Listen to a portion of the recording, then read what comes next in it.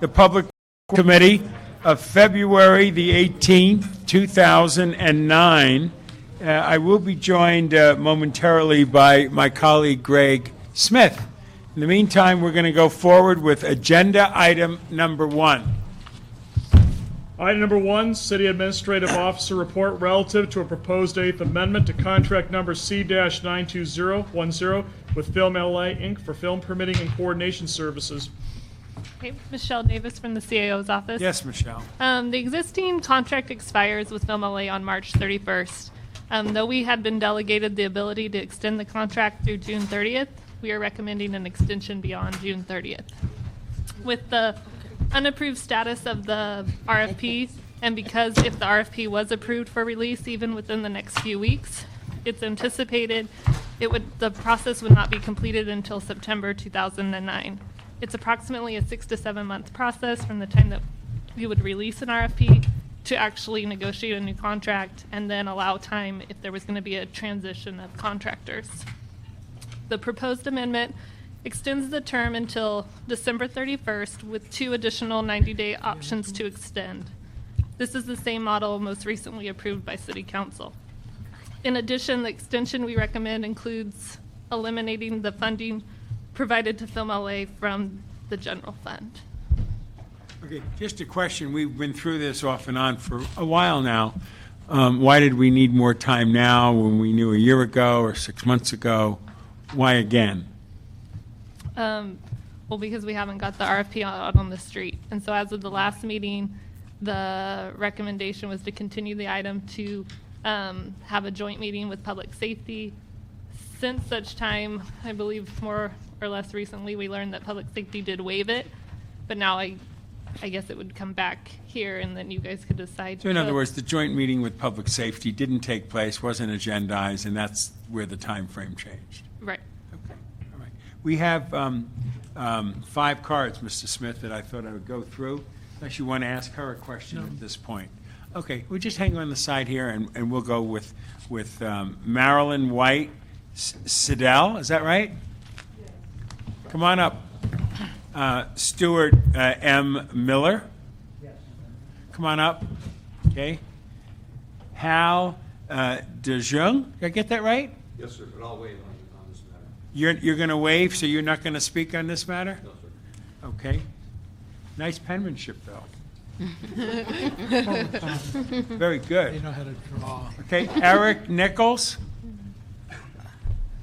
Have a seat over there. So we have three folks. Eric, you didn't say if you're for, against, or general, and the other 2 folks said it was general comment. So let's just start with you, Marilyn. I would like to ask a favor. Sure. I am suffering from a tremendous amount of vertigo right now. Oh. So could I cede my time to Mr. Miller? Of course. Thank you very much. I appreciate it. I hope you feel better. Thank you. Okay.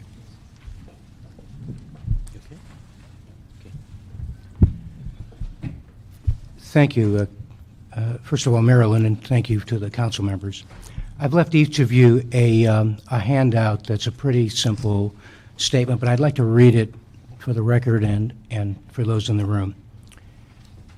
The City Council directed the City Administrative Officer to prepare a request for proposal in this matter on June 7, 2007. After more than a year and a half and 7 previous amendments extending the existing contract with Film LA under the same terms and conditions that have been part of the problem for so long, comes a request for up to 3 additional contract extensions. This delay is frustrating to all concerned, not least the residents of areas in which location production activity frequently takes place throughout the city and elsewhere. I urge the committee to press the CAO to draft an acceptable RFP immediately and to assure that it addresses resident issues heretofore left out of previous contracts. And I might add, away from my prepared remarks, because I was here for the last meeting where it was determined that there would be a joint meeting with the Public Safety Committee, and I just wonder whose responsibility was it to agendize that meeting and get it done so that we wouldn't be having this conversation about another contract extension. It's a rhetorical question. I'm not trying to put anybody on the spot, but basically enough is enough. This has gone on, it seems to me, for far too long.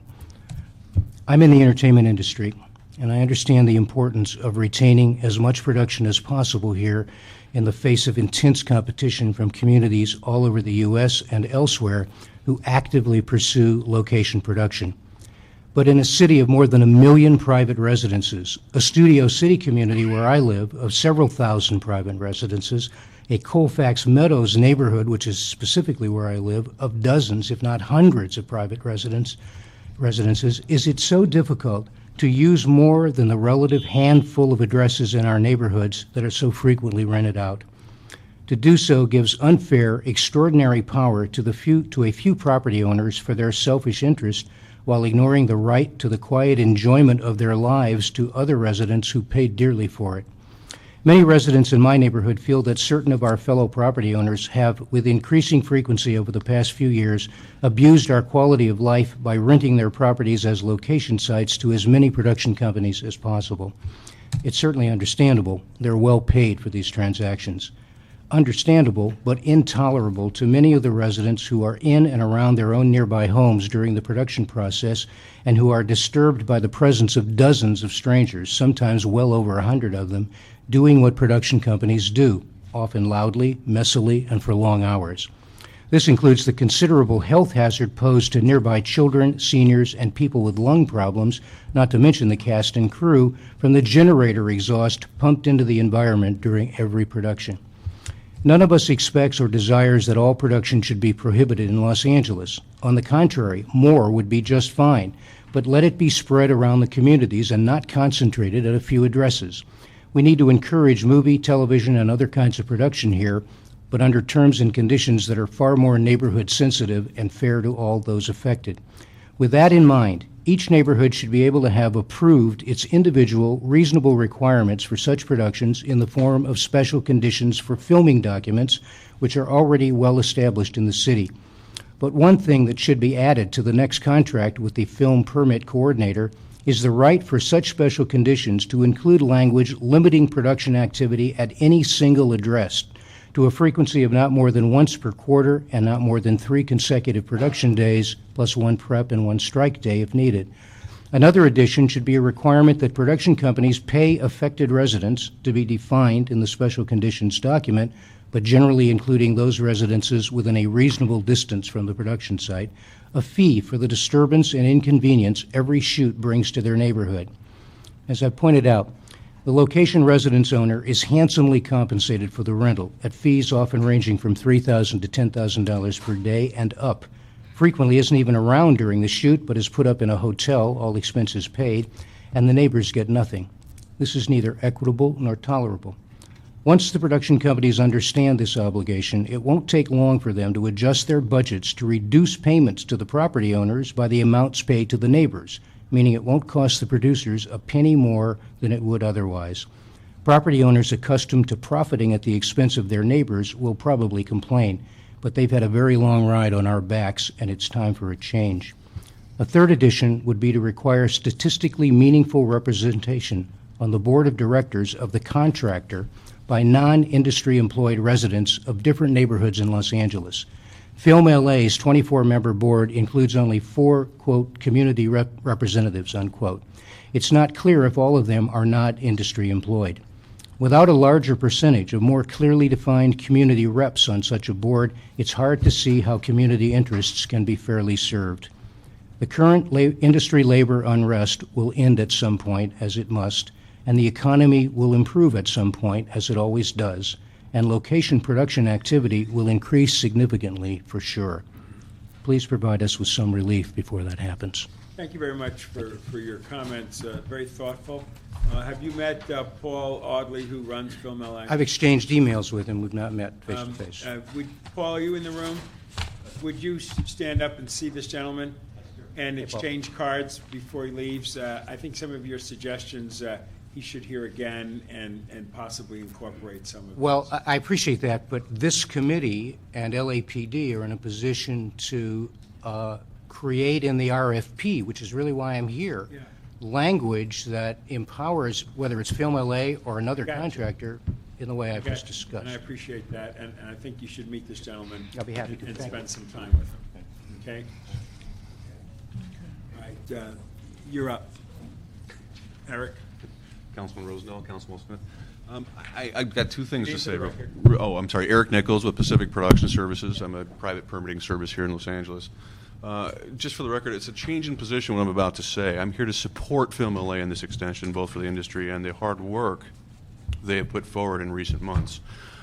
We are all, I'm sure, frustrated with the lack of a current RFP, but that's something you will work out in due time, and I just wanted to give them a compliment on their hard work, and hopefully you will grant them their extension until we can figure it all out. And that's all I had to say today. Thank you so much. Appreciate you coming up and sharing your opinion of that. Mr. Smith, is there something you want to say at this point? No, you asked the relevant question, why the delay? And I'm looking at the recommendations of the report here, and I'm okay with them. I think there just needs to be a third recommendation, that is we issue the RFP. The two recommendations of staff were to give an extension and to work out the details in the contract, but we need number three is to issue the RFP. I don't know why we continue to put this off and off and off. I think we've defined the issues. Why are we ready? Or what's holding it up? I mean, we're waiting for a committee meeting.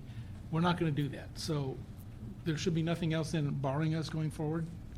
Correct. I mean, we submitted a draft at the last meeting, so we didn't, other than hearing, possibly the joint committee, we didn't hear any other specific instructions to make any additional changes. All right. So if you want that to move forward, then. That would be my recommendation, Mr. Chairman, that we add item number three, which is issue the RFP. And I agree with that. I'll second that.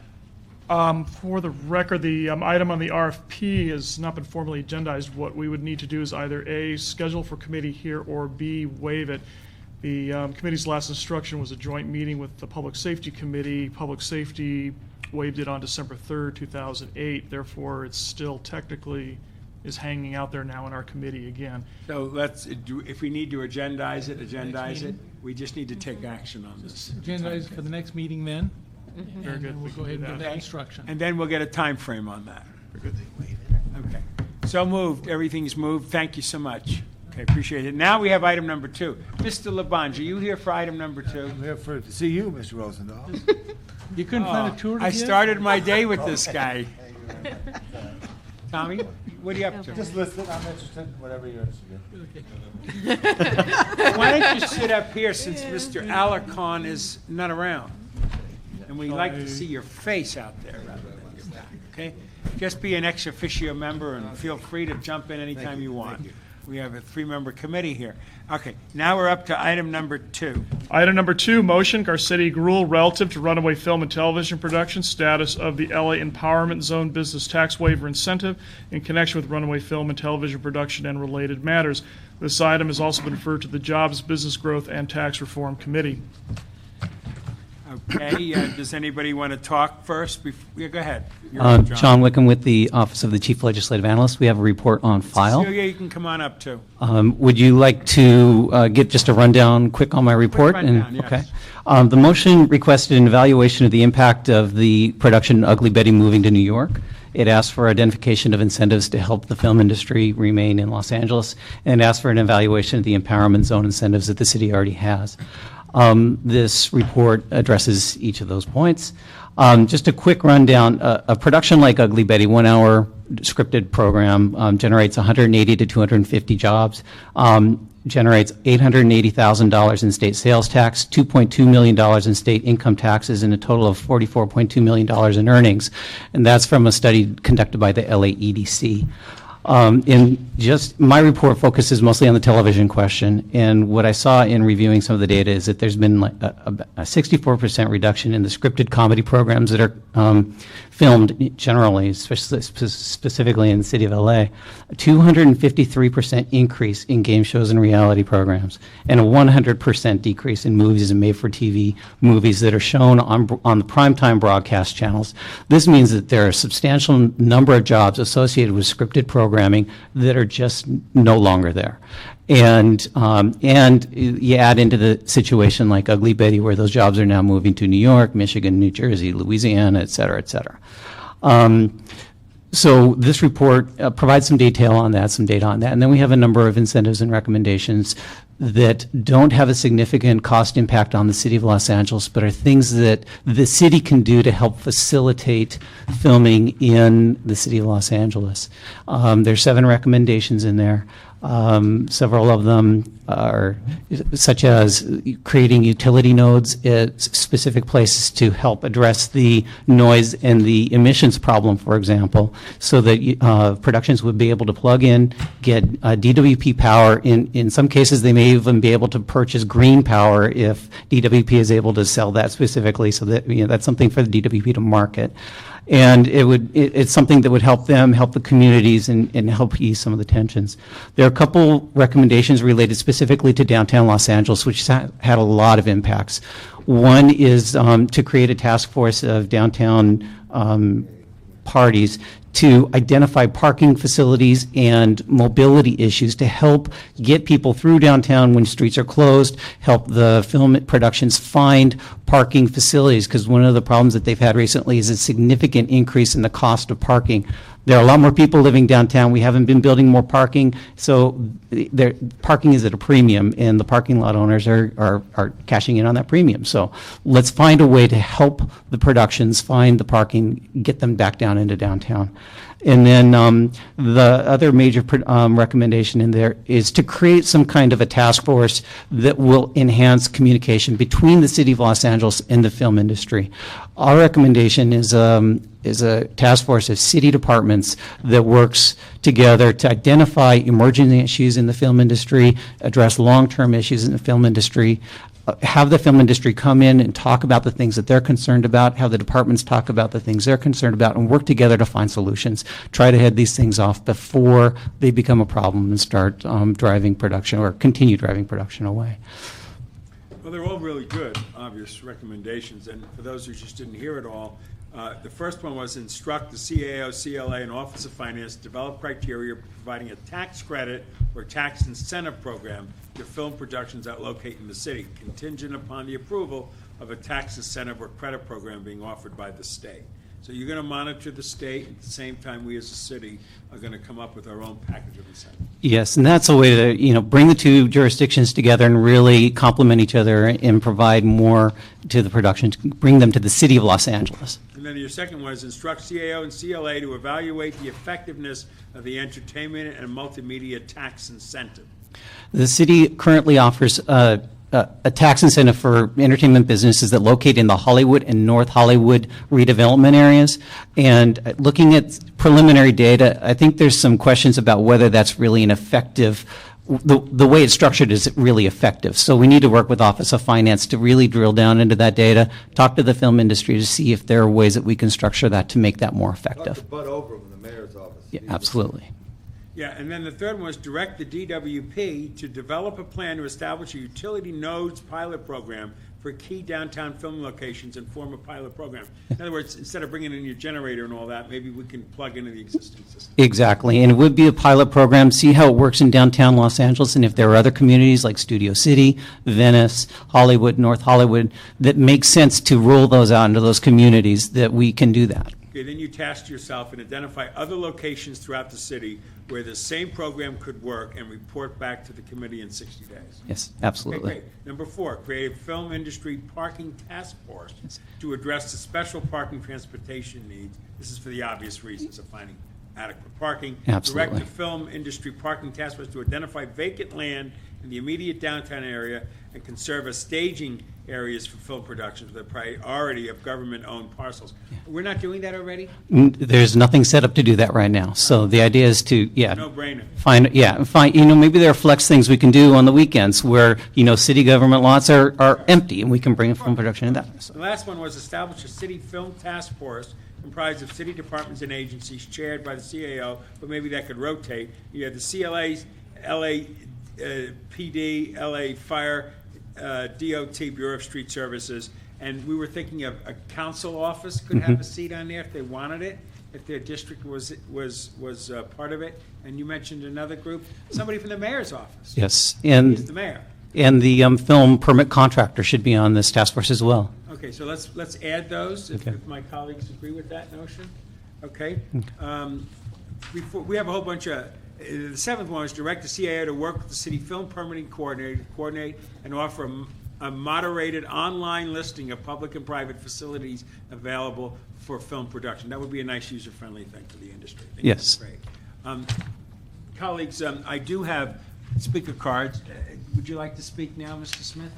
Just a couple quick things. One is Measure E on this ballot is to allow the city to offer incentives to industries to create jobs.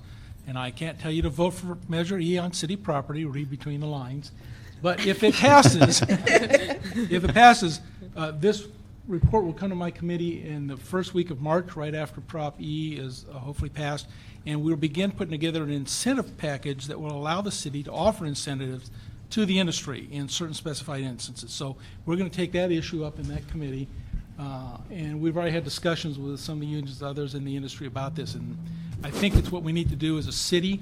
A lot of the problem revolves around the state of California. We're just not going to get them to move on this. The governor tried years ago. We're just stuck with it as is. So as a city, we need to do what we can to compete with New York City and others, and that's what will be our intent in that committee. And secondly, on the power nodes idea, we're doing that now at the harbor, where the ships come in and plug into onshore or fuel cells. And there's a company, I can't mention the name, but there's a company in Canada that sells fuel cells, which have no pollution issues whatsoever. Canadian fuel cells. Canadian fuel cell company, and I can't give you the name because I own stock in it, so I'm not going to tell you. There are other companies that do it as well, that actually provide a fuel cell system that works off hydrogen, and the ships can plug into that as well. We're doing some of that in the harbor now, but there are opportunities out there to create very clean power sources for the industry, and we could do it for virtually nothing. And so I think that Water and Power needs to explore the fuel cell option. Well, I want to say thank you, Mr. Smith, for not only what you said, but the committee that you helped create in this form that provide incentives, because we need to give the industry incentives. We obviously want the industry to stay here and not going all over the place, especially making movies, which put a lot of people to work on the street. So whatever your committee can do, know that Public Works is looking forward to supporting you in that. Okay. There is one issue, though, and we can't resolve, and you mentioned it briefly, and that is the reality shows. And that has changed the structure of the industry completely, which are different kinds of jobs, less of them, and really not movie industry jobs. So the nature of the industry is changing, and maybe with Melissa or others in the industry, we could sit down and talk about how that's going to impact all of these numbers, because we're losing stuff, but it's not necessarily going other places. It's changing. And so the reduction of positions available of a movie shoot versus a reality TV show are considerably less, and post-production is even less. So all these structural issues within the industry are changing, and I think we need a real good look at that, and maybe you could help us with that, Film LA and others could help us with that, and getting a grasp on where the industry is going, because that does change the dynamics considerably. Mr. Leban. Yeah, I just said, Mr. Wickham, add the CRA in there. I did have discussion with the CRA to buy a block, buy an industrial block, buy something that they could know with the transformation of downtown and its living availability, it does have a conflict. So, but if there is an area wherever it would be in the industrial zone where we bought the block, and you would know you could shoot there with the wide parameter of what you do on a back lot, but it still gives you that real effect, whatever it is. But the CRA was looking into that as well. And also I will put on the table, because I thought I was helpful to a movie company, but then they told me they had a tougher time than I wanted them to hear. I love the observatory. I think they should shoot at the observatory. I think you should work around it. I also think film companies should, at the time where they have an opportunity to tell their story about what they're doing in a neighborhood where they're, what this is all about. So I would certainly, I know the observatory has a higher fees than other facilities. I want to put that on the table to welcome them back, because I think it's important that the observatory be used, because it keeps the 250,000 people working here in some form or fashion. So I wanted to put that on the table. So maybe you lower the fees a little bit? Or I think we have a discussion in council, if we really want to keep people working, how do we make it happen? These the observatory had a grand reopening, and it continues to be a grand place, but just like this city hall. Yeah. You met a lot of people, haven't you, Bill, in your life, right? I sure have. You ever meet Henry Fonda? Yeah, I did. I met him filming in this studio called City Hall. Well, you can meet Jane, I hope. But anyway, I met Henry Fonda in this building making a movie like 30 years ago, and we had a nice conversation Yes. about this time in the afternoon. Okay. Okay. Well, we'll have to talk to Tom Hayden a little bit about Jane. All right, that's Okay, all right. I just Okay. have some questions first, and then Cecilia, you start up, okay? Of these 7 recommendations, what can be done right now? My expectation is that most of these can be implemented within 60 days. We can get going on these. We need council to direct the departments to get to work and report back. Okay, that will be our direction from this meeting when we finish. Second question is, what is the status of the state budget and the $500 million tax incentive program that was included in the budget? My understanding is the senators are locked in chambers and they're not getting out until they do something. But the current budget has a $500 million tax credit attached to it. 20% of the below-the-line costs would be eligible for certain productions. So this is a substantial change in the state's attitude. And if they can pass this budget, there's something of value here. Well, let's hope the Terminator does his job. Okay, third one, please describe the New York tax incentives. New York has the state of New York offers a 30% tax credit for below-the-line costs, and the city of New York offers an additional 5%. So productions moving to the city of New York receive a 35% reduction in their below-the-line costs. Okay, can we keep that in mind as a target that we look at as this great city here? We are the home of the entertainment industry, and we want to keep it here. Okay. And if we have to look at New York, let's look at New York and let's discuss that in a more serious way.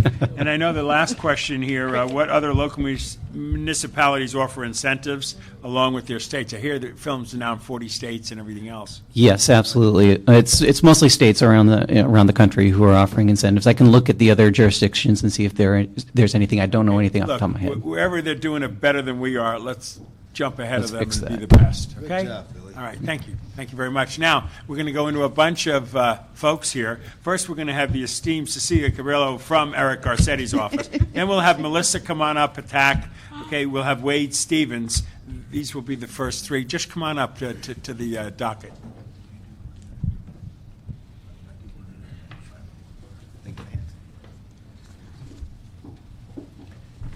Yeah, I do have I have to be somewhere.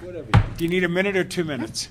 A minute's fine with Okay, me. we're going to try with a minute. If you need more, you can go over. It's okay. Great. Okay. Good afternoon. I'll be reading Cecilia Cabello, Legislative Deputy for Council President Garcetti. I'll be reading a letter on behalf of the Council President. The film industry is one of the most vital economic drivers in the city of Los Angeles. The entertainment industry has been leaving the state of California for locales around the country and throughout the world, as other cities and states have offered tax credits to incentivize production in their jurisdictions, bringing the tax revenue and job creation benefits with it. I asked for this report when I witnessed hundreds of middle-class jobs move to New York as a result of the loss of one television production. The report before the committee takes a comprehensive look at the factors affecting the film industry. While reality television and hour-long television show productions have risen in the city, 2008 witnessed the lowest total feature film productions numbers since Film LA began tracking the statistic in 1993. In the last quarter of 2008, commercial filming dropped more than 20% and is lower than during the work stoppage of 2000. During these tough economic times, we need to pursue every incentive available to help keep the film industry in Los Angeles. In the longer term, we need to look at tax incentives and tax and fee reform to encourage film production to remain in Los Angeles. In the shorter term, there are specific measures we can address, such as access to low-cost parking that will help save middle-class jobs. The specific recommendation to develop a parking task force to identify available lots and land for film-related parking and staging in downtown Los Angeles will serve as a much-needed incentive to offset the high parking costs and lack of availability. I urge you to ask for a report back within 60 days on possible parking lots and parcels available. Similarly, the installation of utility nodes in areas with a high volume of filming activity will help reduce the cost and pollution of on-site generators, a common feature on any production set. Los Angeles is known as the entertainment capital of the world, and this report demonstrates that behind that title are thousands of middle-class jobs worth fighting for. I urge you to support and build upon the CLA report recommendations. Thank you. So much. Appreciate that. And thank your boss. We think he's great. Okay, Melissa. Thank you. Melissa Patak for the Motion Picture Association. Thank you, Mr. Chairman, council members. And thank you to John Wickham, because it's really an excellent report. One of the first times I think that we've seen a comprehensive really look at the status of something related to our industry in a really comprehensive way. And I think the recommendations are solid. I would offer a couple of embellishments only. On the parking situation, the report is focused on downtown. I would say let's take downtown first, sequentially, but it's a problem everywhere. Yes. Space is at a premium in Los Angeles. Empty lots can be used for base camp and parking. And it happens in highly utilized neighborhoods like Hancock Park, for example. Space is at a premium. So I think beyond downtown is important to look at. And the other thing is the Interdepartmental Task Force. I think it's a great idea. I think this committee could probably help set an agenda for that rather than just have a task force created and let them talk to each other. I think it would be useful for this committee to maybe hear from people like me. The observatory issue, the port, the airport, we have issues at various facilities around LA, and if we could task the task force, if you will, create an agenda for them right from the beginning, I think it would be more productive. Great idea. And useful. Do that. Let's incorporate that, Joe. Okay, Parks and Rec, Griffith Park is a very desirable place. We don't want to damage the natural resources of Griffith Park, but we want to be able to utilize it. So, Amen. Thank you. okay. Appreciate Just a it. question. Yeah. If the city said no charge to any of this, but had a 1.001%, and let's say it's a mega hit, and then money comes back to our art programs or something, I know you're shaking your head. Can't do that. I understand that, but I mean, I'm as a representative of Los Angeles, I want you to work, Right. and I want to find every way. But all of a sudden, if it's absolutely the greatest thing in the world, we could have if you got a hard clause that says in there, if you really do well on this, remember the cultural programs and the recreation programs of Los Angeles. Think about it. We can think about it. Yeah, It's thank been suggested before. National parks have suggested. It's very hard for lawyers to draft something that doesn't. It looks like a royalty license, and we're not going to be in partnership with a governmental Something agency. that's, Right. The future of Well, the health of these corporations that are, based here, if they are thriving, then they are good corporate citizens, and they, through their philanthropic programs, make contributions and partner. Good. So I think it's better than looking at a per project I got basis. it. I got Thank you, it. I got thank it. Thank you. It's 1 minute, Adam, okay? We're going to try to keep it at that level if we can. If we can't, they can bounce over. Okay, so we have Wayne here. How about Jonathan Gerald? Come on up. And Hal DeJong? Come on up, too.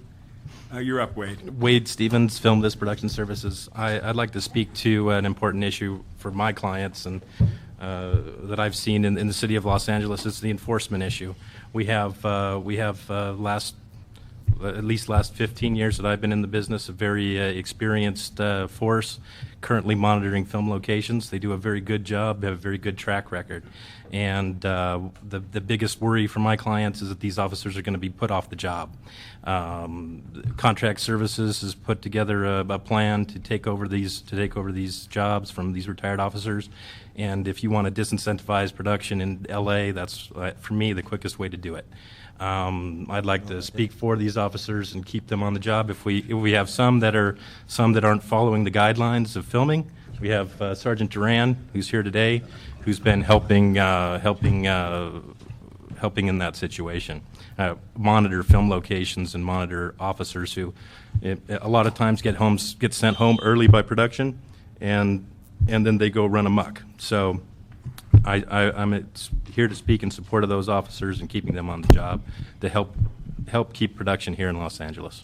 Thank you, and it is an issue. People are raising it. There's a lot of discussion going on it. Hopefully, we'll find an amicable solution to it. Thank you for your thoughts. Okay, please.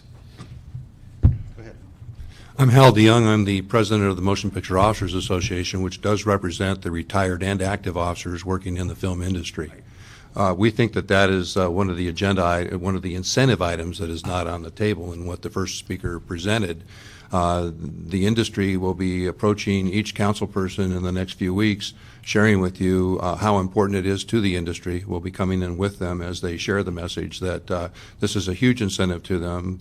All the points that we've already addressed in our meetings with each of you council members when we first visited you the current proposal by the police department would strip the officers of uniforms and safety equipment and propose to put them out there in a costume which is unworkable. So we'll be coming to you, asking you to take a look at some proposals that we have, among which is to form a film unit at the police commission. We feel that the coordinators, like Eric Nichols and Dee Stanley and others, should be put under police commission permit and regulated, that the active and retired officers should be put under police commission permit and regulated, and that the police commission should set the rules, regulations, policies, and procedures for filming in Los Angeles, working hand in hand with Film LA, which will continue to do the job of receiving the permit requests, processing them with the city departments, and issuing the permits. But the police department, under the current municipal code, has a responsibility for setting the rules and regulations, and there's no mechanism to do that right now. So through a police commission film unit, that could be done. We would propose a $100 fee be added to the permit, each permit, similar to the $85 fire spot check fee that's on each permit now, and that would pay for the administrative costs of the film unit at the police commission. So we'll be bringing that proposal to you within the next few weeks. Thank you. Appreciate that. And colleagues, just for the record, what I would like to do is agendize an issue for this agenda in the next 60 days on the whole issue of retired officers, off-duty officers, and get an update from the various parts of our city family to help us understand where the latest is on that. We'd have to research it. If Okay. not, it'll be a motion to initiate. Yeah, and that's my motion, to make it an agenda item within the next 60 days of this committee to get an update on that whole controversial issue. And we want all sides to come and give us a report, be it the LAPD, be it Film LA, be it the retired groups or whatever, so we can get a picture and capture it in the next 60 days. We'll pick a date that makes the most sense, okay? Appreciate what you just said. Okay? But we're going to officially discuss it. Okay. Thank you, council members. My name is Jonathan Gerald. I represent the Los Angeles River Artists and Business Association, a community betterment association of the Arts District, a downtown community. 7 or 8 years ago, we got involved in filming in the community, primarily to mitigate what we saw as problems and conflicts within the community. Since then, our organization has evolved to a place that I can best characterize as preserving the community as a renewable resource for filming. A significant number of property owners in our community, as well as residents, are affiliated with the film industry. And in the last 6 to 8 months, filming has fallen off about 85 to 90% in our community, which has severely affected not only many of the artist residents who work in the film industry, but many of the property owners down there as well. So we're in the unusual position now of turning around and saying, please bring us more filming, find incentives to bring it back. One of the things that was proposed earlier are nodes for filming locations for base camps, and I would like to recommend that the council look at a piece of property. There's 7 acres adjacent to SciArc between 3rd and 4th Street, owned by Richard Morello, who I think could use the money. That has always seemed to us to be an ideal location. We get a double bonus out of finding a space that can be used as a base camp, because it brings filming to the community, and secondly, it keeps the trucks off from stretching along the streets, because the biggest problem we have, the biggest conflict that we have when filming comes downtown, is the loss of parking. So, and I'd also like to say that in the course of the 6 or 7 years we've been doing this, we have gone from an adversarial relationship to a very strong relationship with both Film LA and with the Retired Officers Association, whose practices have radically reformed over the past few years, to the point that they are some of our best allies in mitigating the impact of filming. Great. I want you to get with Jonathan afterwards about that 7-acre spread that you just mentioned, too. Appreciate your comments. First of all, Adam, when can we schedule this discussion of retired? What's our calendar? Well, first of all, we need to have an actual council file. It appears that 082300 might be the one.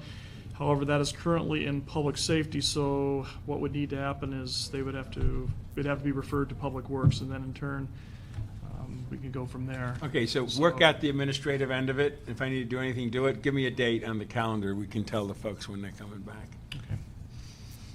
Somewhere in the next 60 days. We're probably looking at April then, since we're going to have recess, I believe, in mid-March. That's right. And so it would have to be either the second or rather the Mr. first. Chair, I see Detective Ito here from the LAPD. Is this scheduled to come to commission soon?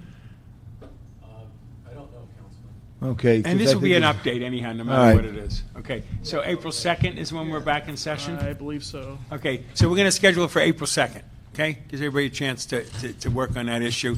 And we're not an action item, it is a informational update of all the various parties involved with this issue. We want LAPD here, Harry, we want everybody else who's got a hand in this situation.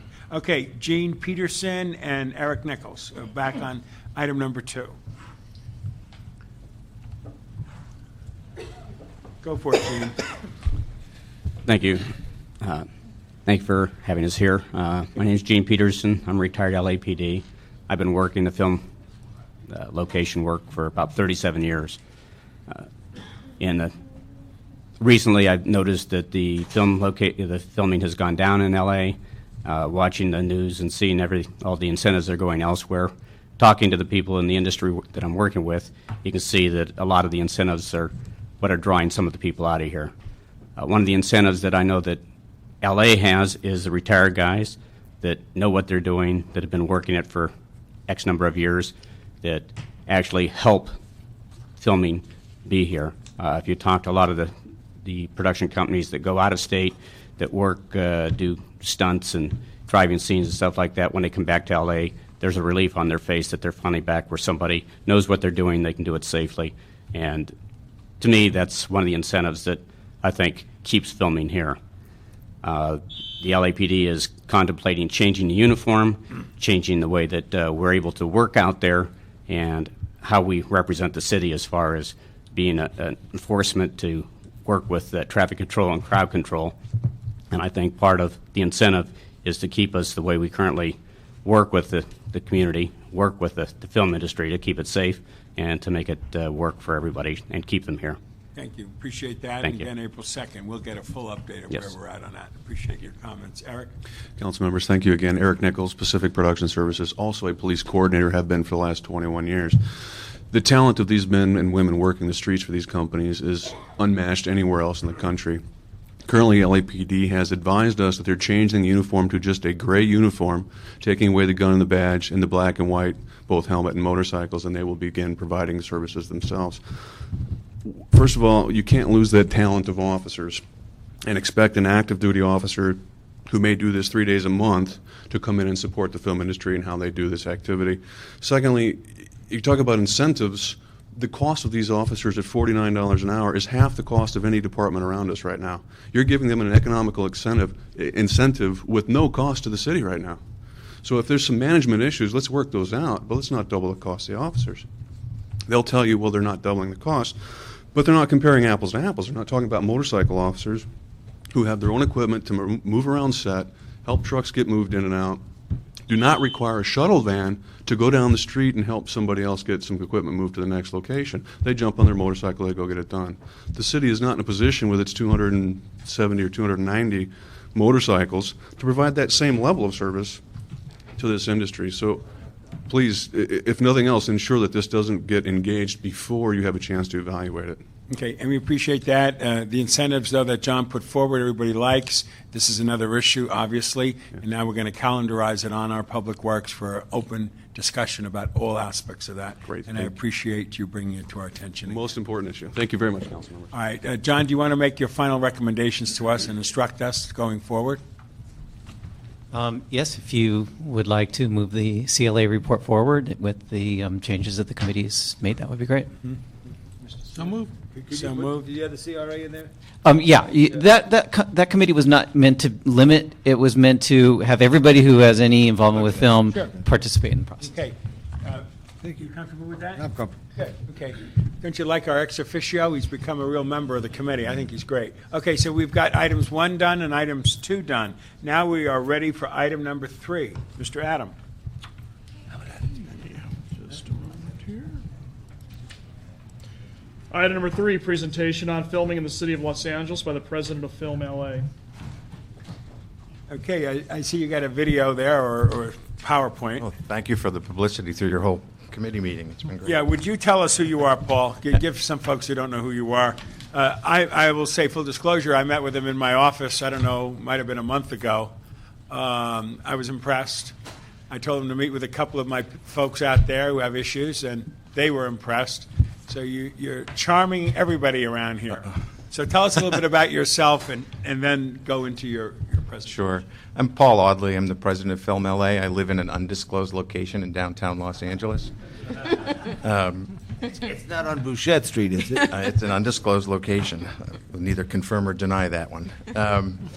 My background really coming into it had been in government and public service with nonprofits, dating back to earliest putting myself through college and law school as a police officer, having served as a chief of staff to a congressman, deputy secretary of the state of Connecticut, mayor of Fairfield, Connecticut, and then spending several years working with nonprofit and for-profit companies, helping them to retool, re-engineer, expand, contract, all the kinds of things that were happening in the economy. And moved to Arizona, where I was public affairs manager for the city of Scottsdale and then the state director of the Trust for Public Land in Arizona. And was recruited into the opportunity here at Film LA, and the board seemed to feel that someone from outside would be a good idea at this time in the industry's history and Film LA's history. I've spent the first nearly 4 months of my tenure really spending a great deal of time in studios with independent producers, with some of the guilds and unions, neighborhood associations, and others, getting kind of a sense of what was going on, what the issues were, both in the industry in general and with our performance as Film LA in particular. You all know that we kind of serve a tripod of groups. We have the cities, county, and federal agencies that we deal with as our clients who we provide services to. We have our customers in the film industry, and then we have constituents in the form of the neighbors and others that are impacted by film.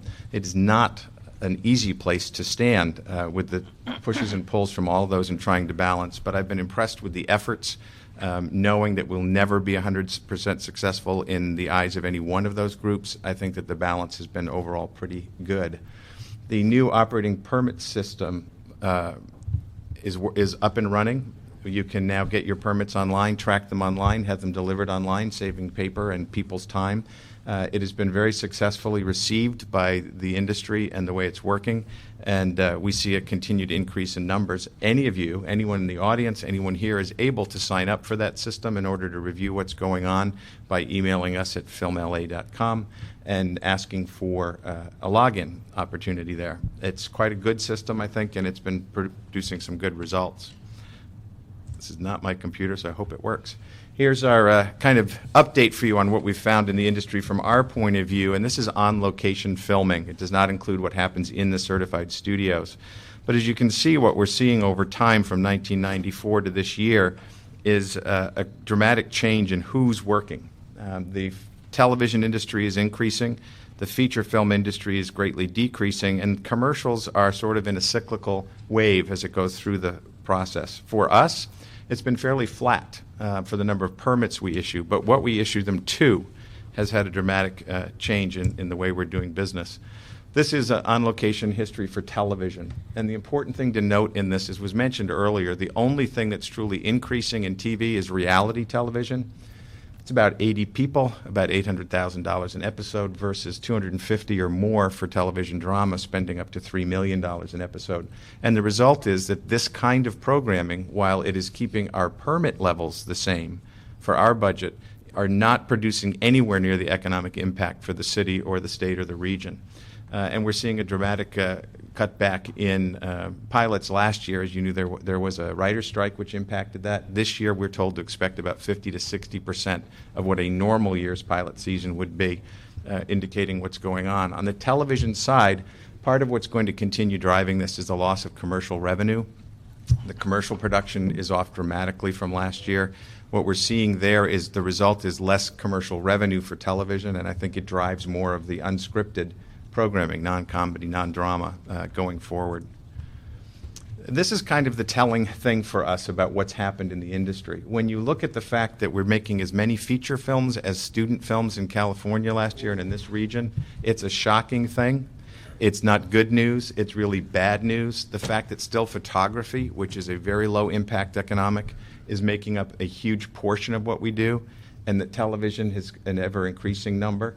It's just really, really bad news because the economy of this for us as a community hurts. Feature films are the lowest they've been since 1993 last year.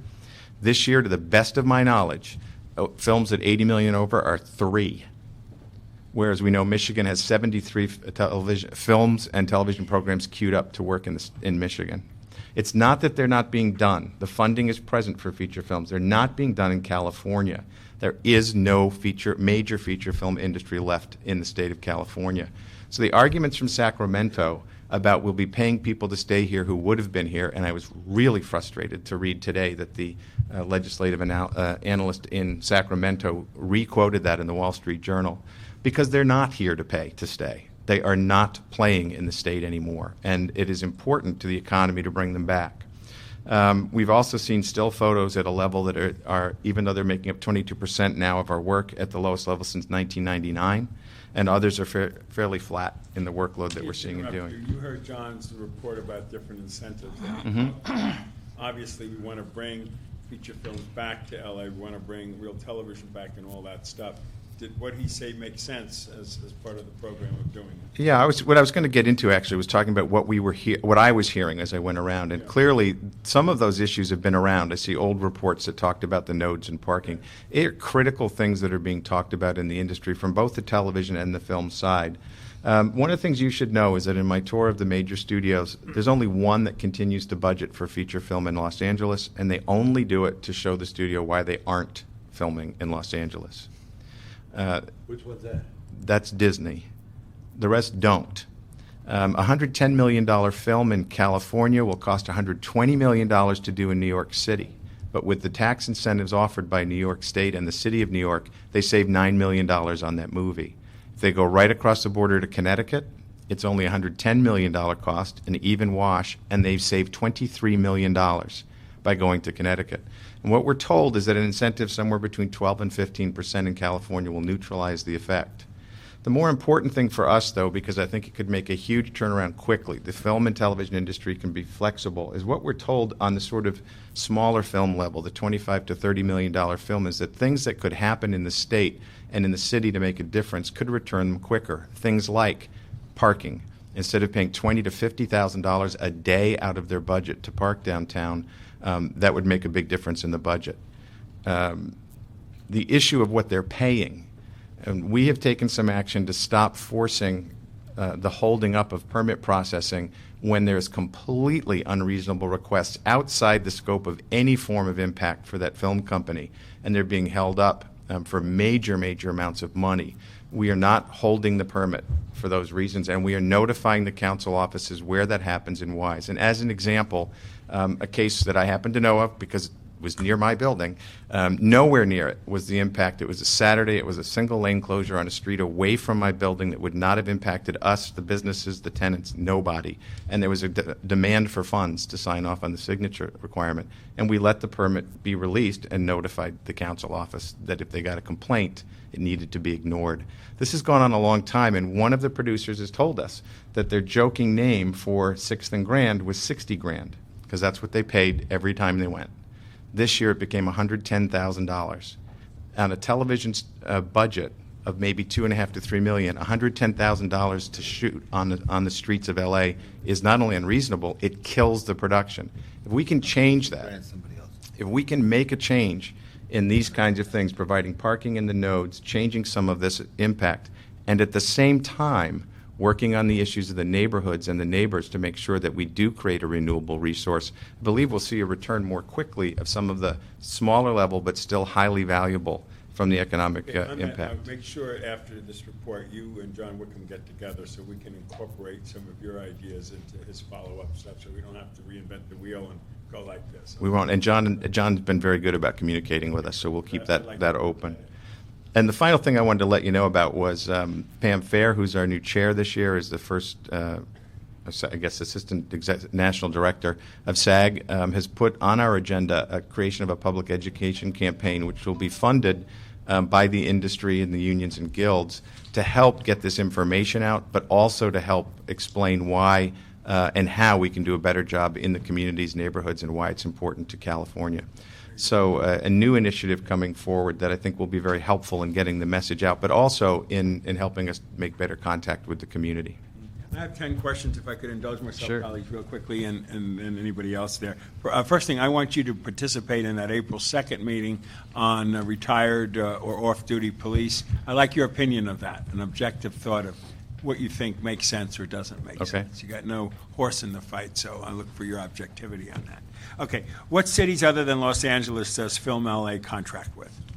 Palmdale, Lancaster. I'm going to need help with this. City, Southgate, City, Cities. Industry, Industry. Diamond Bar, Diamond Bar, Southgate. Burbank Unified School Districts, and Angeles National Forest. Thank you. Describe for us the new online permit system, or OPS.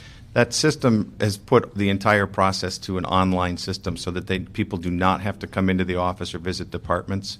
It is a system that's easy to access. I was saying before, anyone can get a login for that and use the system. The numbers go up consistently. We now have, the last numbers, about 60% of our users using the online system instead of fax or in person. So in other words, anybody can go online and get online and see it? Yes. Okay. Does the general public have access to the OPS so that they can see what filming is happening in their neighborhood? It doesn't work that way, so that they can do a search by address, but anyone can get on the system and check activity levels. I don't think we don't do geographic on it, right, at this point? They can check activity levels after a permit's been released. Yeah, I think it would be helpful for the neighborhoods to know what's going on in their neighborhood. So I know in my district they're very focused on it too. Yeah. I will find out what it would take to make it so you could search geographically for your neighborhood. It was designed to serve the permitting process in the city more than it was the other information, but we'll find out what it would And take. maybe you can link it with the council offices that get those calls from their Sure. constituents too. The fifth question, your website states that Film LA performs uniform, consistent notification to neighborhoods. One of the biggest complaints I hear is that residents and businesses are never notified. Can you please speak to this? I just pretty well said that. But Sure. The reality is that we do have zones. They change depending on the kind of activity around filming that have to be notified. Those notifications are done on a printed form that's prescribed in our agreement with the city. They are delivered. The problem usually comes in multi-tenant situations where the building owner will not permit the Film LA notifier to go through the building and instead will direct us to post it in a certain location. We don't have the ability in private property to force our way to every apartment door, and that's where most of the complaints come from. Others come from people who it may legitimately have had the notice disappear, wind, rain, somebody, and others who, for whatever reason, when we find the standards in a neighborhood to be not the garage doors, because we know they go up before people look at them, not the alley gate. So we do the best we can. There are always going to be people who will either be missed or through error. It's a tough one for you. It almost, to the gentleman standing in the back there. What are some good ways to address the hot-button issue of frequency of filming in certain neighborhoods or at certain homes or businesses around the city? Can we place a cap on filming so as not to burn out a neighborhood? What are the rules of the game? I know what I've done is I've shut them down temporarily, try to get a more equitable situation in my neighborhoods. I liked almost the idea that maybe the whole neighborhood could share in the profits, not just the guys in the house. These kinds of notions. But I'm not throwing that all at you. I'm just basically asking you that question about how many in a neighborhood or how would we go about There's some two different things that happen. One is just a frequency for a neighborhood, and in some cases, as the complaints have grown and we've recognized and the neighbors begin to call more, we'll do what we call resting, or advising not to use an area. We'll do it through location alerts and discouragement, and our production planning staff will offer alternative locations until enough time has gone by to begin sort of weaning them back into the system or bringing it back in. The other is where we find a true commercial use of a property, which is not our jurisdiction to make the determination, but when we find a single location being used most frequently, we will bring in both LAPD and they bring in planning people from the city, and we'll often meet with the landowner to talk to them about the impact of what they're doing, the violations they're creating, et cetera.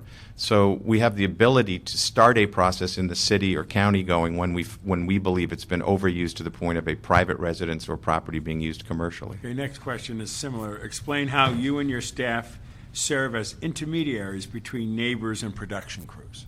Well, frequently what will happen, in particular if we will actually assign full-time staff to a shoot if we know that it's going to have a high impact with things like gunshots, moving car chases, helicopters. And those monitors are there to make sure that the permit is followed. They will often act as intermediaries with the neighbors who have a complaint by asking for adjustments on the spot. We have 24/7 response. People can call us any time of the day or night to say there is a problem, and we have people who can go out and respond. So the job is to try to settle that. I think one of the issues that I heard earlier today was, why doesn't Film LA enforce? We don't have the power or jurisdiction to enforce. We have the power and jurisdiction to require and request compliance. Once it gets to the point of needing enforcement of some kind, we bring LAPD in, and in the last few months, with assigned officers, that's been a much more effective tool. The Film LA board has a total of 24 members, and only 5 of those, however, are community representatives. How often is the makeup of the board changed, and is there a way to include more members of the community?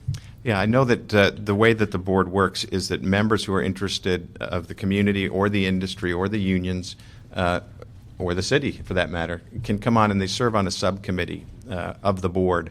And as their interest grows and they show what they're about and how they'd like to perform, they're invited onto the full board.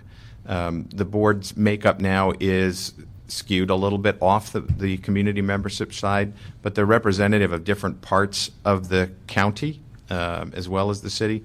And we do value the presence of those people. So the answer is, if people are interested, no matter which of the subject areas or the groups we work in, they can drop me an email or write to us. We pass that on to the board and suggest that they go on to one of the subcommittees to discover what Film LA is about and whether they actually want to do the board service level. Okay, one thing I would like you to do is let our committee know the 24 slots, what kind of designation have existed, and what kinds of folks are sitting in that. Sure. Get a better sense of it. And if anyone else is interested, I'll provide the board list to you, but you can also get that on our website if anyone out there listening would like to do that. I think, now I'm getting my last 2 questions. I think now notification is given to residents who live or work within 500 feet of the film shoot. Is that correct? That's standard, but it will change depending on the kind of activity. Is there a way for that to be extended to, say, 1,000 feet? If a film crew is planning to be around longer than 2 days? I mean, what's your sense of expanding the neighborhood? Any kind of circumstances out of the ordinary, and I can't tell you actually, Councilmember Rosendahl, if time is one of those. I don't know. But anything that makes it a broader impact, including that the parking is not near, will create a bigger jurisdiction for us to do notifications. And that also includes if there's going to be noise that will travel, especially if we're dealing with helicopters or any other kind of noise. It goes much greater in distance for each kind of circumstance. You say 500. You talk about the particular. Yeah, it's 500 as what we call a standard. And then beyond that, any other impacts, changes in where they're going to be, the length of a street closure, all of that changes the amount of area that we cover. Very good. While some city departments provide various fees for their permits, are there other city departments that are impacted by filming that should be included in this fee structure, such as, say, the Bureau of Street Services, street lighting, or even sanitation? Basically, what city public resource departments are being impacted by filming, other than the current city entities that provide permits for filming activities? I can't answer your question, but we could certainly ask them. I do know that the city's position on cost recovery should have identified that if it was out there, but I honestly can't answer that question. Okay, well, let's make sure we get an answer when we note and file this report, okay? Thank you very much. Mr. Smith. Mr. Levine. What's your favorite all-time movie? Young Frankenstein. Gone with the Wind, no. You like that one? I like it. I like Midnight Cowboy better, though. Yeah. No, I don't want to go there. Okay. I had a thing for anything Madeline else? Kahn. I do like Midnight Cowboy. Yeah, we have to talk about that. Mr. Chair, just for point of clarification, our next, or rather the April regular meeting of the Public Works Committee would be April 1st, not April 2nd, but April 1st. So therefore, Well, that's a Fool's Day. the way the calendar is set up. That might be an exciting moment to be a fool. Okay, thank you very much, and listen, welcome aboard, and we're very impressed with your service to this great city. Right, everybody? Anybody have a problem with him? Let me know. We'll lynch him on the way out. Okay, I don't have any more comments from anybody. That is all. Public comment? Anybody public comment that hasn't filled out a card that wants to say hello? Okay, going once, going twice. A motion to adjourn? So moved. Thank you.